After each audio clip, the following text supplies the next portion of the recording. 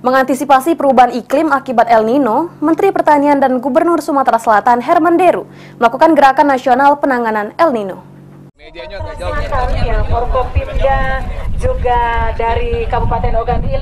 Dalam kunjungan kerjanya di Desa Pelabuhan Dalam, Kecamatan Pemulutan, Ogan Ilir, Menteri Pertanian Syahrul Yassin Limpo didampingi Gubernur Sumatera Selatan Herman Deru meresmikan gerakan nasional penanaman padi, mengantisipasi ancaman El Nino sehingga mengancam terjadinya krisis pangan.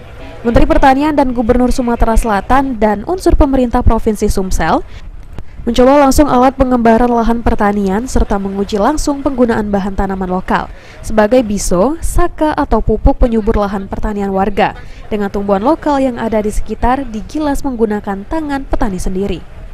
Menteri Pertanian Republik Indonesia pun mengatakan dengan adanya bencana El Nino nanti diprediksi akan terjadinya krisis pangan sehingga pemerintah Indonesia mengantisipasi dengan peningkatan produksi dan lahan yang ada di beberapa provinsi di Indonesia termasuk Sumatera Selatan.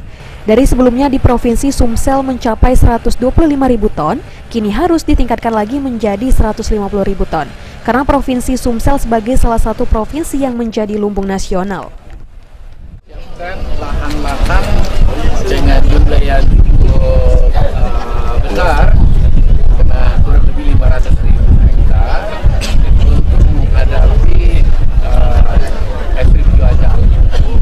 Oleh karena itu memang ini menjadi gerakan nasional menghadapi El Nino. Ya, salah satu.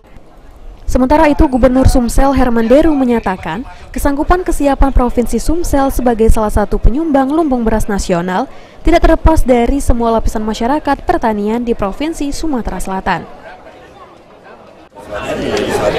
Dari 6 provinsi penyangga pangan nasional ini, dan kita siap apa yang diperintahkan Pak Menteri atas perintah Presiden.